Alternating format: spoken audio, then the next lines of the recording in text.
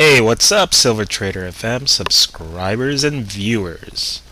Just wanted to do a video because the Bernanke just finished talking about an hour or so ago, and sadly, that's the only thing that can move the market is based on what he says and what he does with our monetary policy. So let's get into it. So earlier today, the Nasdaq was the only index that was in the positive until Bernanke spoke. Then everything pretty much rose up after that. Nasdaq was holding steady as about 0.05% gain, but now it's double that. So Bernanke did move the markets as expected, with a hint of possible quantitative easing. The futures looking good. Gold hit a high of 1704, broke through the 1700 barrier and some significant resistance, which we'll go over in the charts in a while. Silver hit a high of 33.32. Platinum, copper, palladium, all up about 1% to 1.5%. Very positive for the metals. As you would expect, all the metals are in the green, with silver leading the way at 3.6%, as well as gold at 2.2%. Natural gas, interestingly enough, is at 5%, which I'll go over a bit more.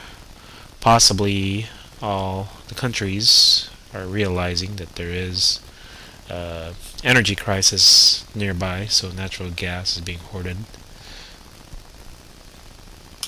So the Bernanke spoke earlier today, and he basically said that the rates will stay low until late 2014. And the most important part of what he hinted here was the committee expects to maintain a highly accommodative stance for monetary policy. Sounds like quantitative easing to me, but Zero Hedge sorted out through the BS and summarized it for us. Fed expects to maintain highly accommodative monetary policy, which means they can print as needed if the economy starts to head down, stock market starts to head down, so they will devalue as needed. Devalue the dollar as needed. Exceptionally low rates through at least 2014. Yep, we see that helping out everybody. Low rates, no one's still borrowing because nobody really has a job to borrow any money and spend as the Fed would like to see. Feds keep reinvesting housing debt into mortgage securities. Is that reinvesting in Fannie Mae and Freddie Mac? Fed says inflation subdued, at least for now. But we want you to keep printing away, Mr. Bernanke, and ECB.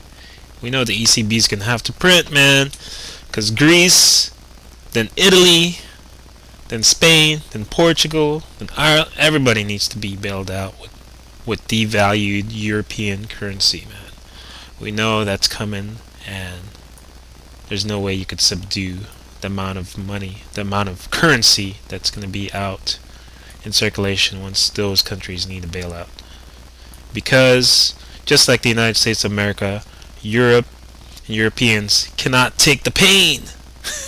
They need to be printed out of their hole. Fed reiterates significant downside risks. No kidding, man. Housing remains depressed, of course. It'll probably be that way for the next 10 years. Significant downside risks. Yeah, if the dollar continues to rally, there will be significant downside risks. So we'll show where the dollar is headed. Looks like it's heading lower. Oh, just wanted to show some of my favorite gold pieces in Provident. If I haven't shared it already, I am liking these 10-gram Perth Mint and Pamp Swiss bars, as well as the 5s, not too bad. But the reason why I like these 10-gram bars is it's significantly or reasonably priced if you compare it to what it's $16.96 for a spot price of gold. So if you say 562.64, because it's 31.1 grams equals 1 troy ounce, right? So multiply that by 3. So you're near the spot price of gold, say, and if you added another gram to accommodate the 31.1 grams, it'll be $56.26.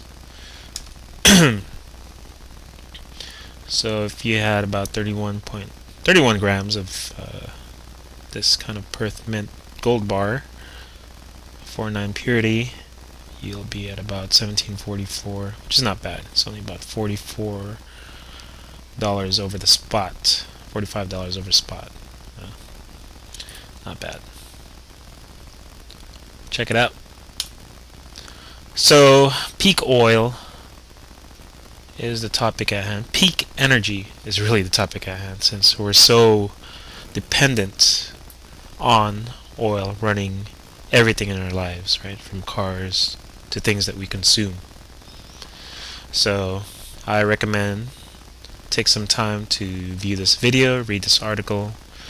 Basically everything in this article is the video, so you could just press play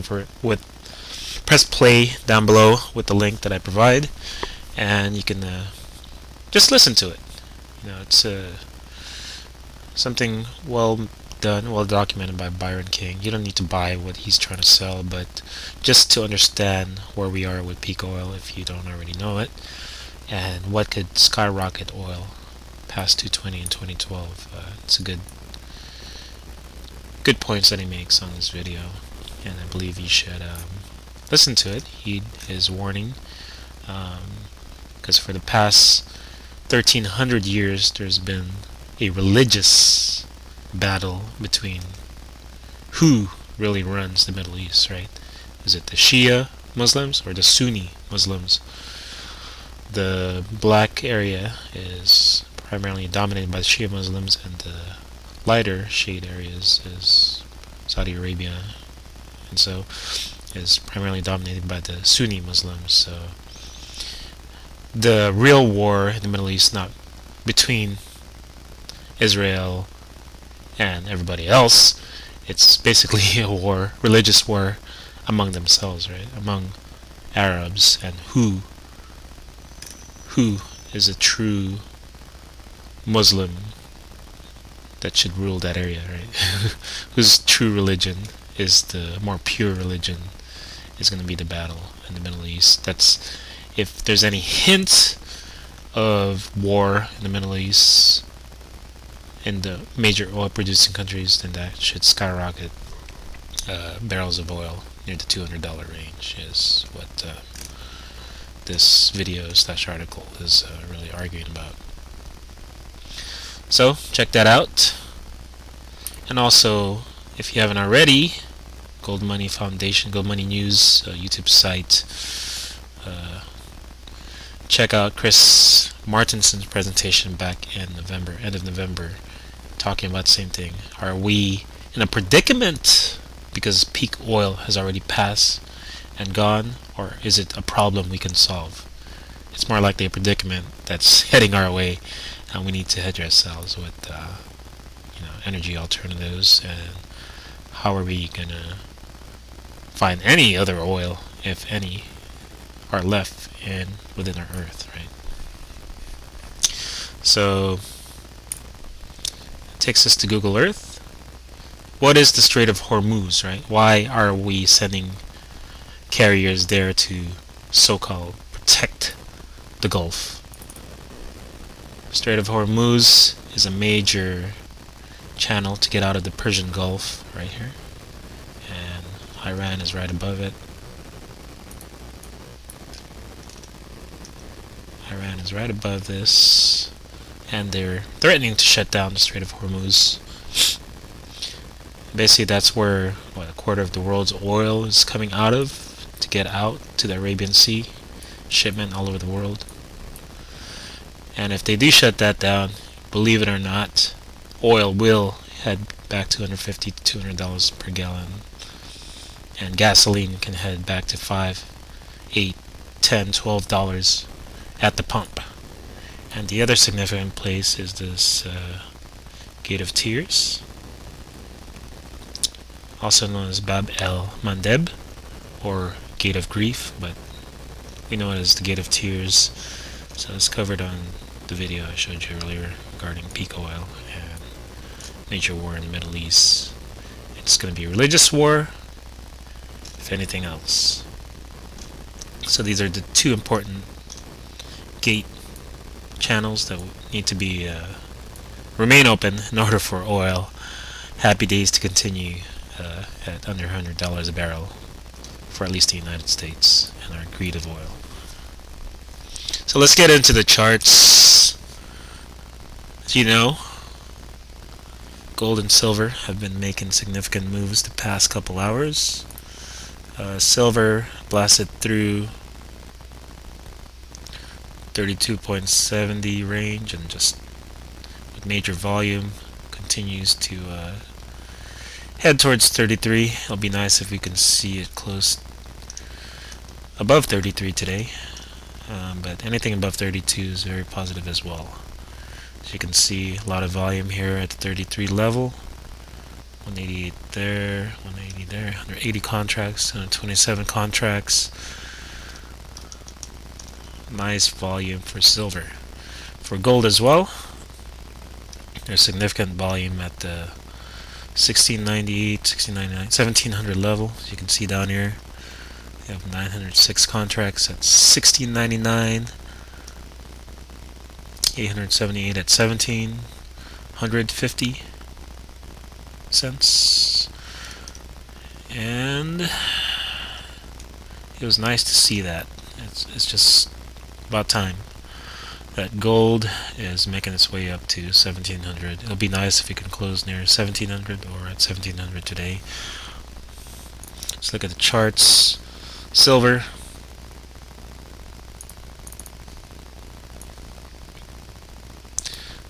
if you look at the chart of silver, we are still heading downward in this significant downward trend. What we really need is to stay above this green line, which is the longer term channel for silver bullishness, which is good. We did a reverse head and shoulders pattern here, broke through the neckline, and we've been heading up ever since. Each one of these pivot highs are going to be significant resistant for now, so we're going to have to battle our way through that for silver. And the real test for silver will be once we get here to the $36.9, $37 range. If you can break through this downtrend, it's been tested several times, it'll be much more bullish for silver. But for now, if we could stay above this green middle uptrend, that is a significant support for several months of last year, which fell apart the end of last year, and we broke through it early this year. That's a positive sign for silver. For gold, something very significant happened today. Let's look at the 4-hour chart.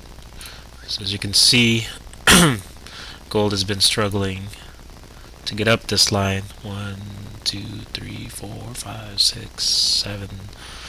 Tested it 7 or 8 times and finally broke through it today. So that's a significant resistance area for gold, which we should be finding support now that we've busted through it. It'll be nice if we could just close right here where we are right now, 1680 area. Anywhere above this line is positive for gold and is a bullish sign with significant amount of volume today that we haven't seen since last year. So gold is looking good. Let's look at the dollar. Something happened with the dollar today and the last few weeks. The dollar's been rallying up, going into this rising wedge, hit a high of 82, then fell apart last week or a couple weeks ago, and been falling ever since. And today it also tested a significant support area and fell through it, but rallied back up above it. So we'll see if the US dollar just falls apart based on what the Bernanke is trying to do. I know he wants the dollar to weaken in order for the stock market to rise, but at the same time, he doesn't want gold and silver to rise too fast. So he's in a bit of a bind. He wants the market to rally, but not gold and silver to rally with it. So we'll see. This is a positive sign for the dollar falling apart, and we're seeing somewhat of a 1-to-1 ratio with the gold and silver rallying when the dollar collapses, and when the dollar gains some strength, we also see, you see silver and gold pulling back a bit. So right now they are almost 1-to-1 as far as the direction they're heading. What else can we look at? Let's look at the market in general. Today, Apple was the main company, had a good last quarter of 2011, and they pretty much brought up the Nasdaq, as you can see here. Where's the Nasdaq? Right here. While Google was bringing it down a couple of percent, Apple was up 6%, and Microsoft hanging in there at almost 1%. Qualcomm doing well as well.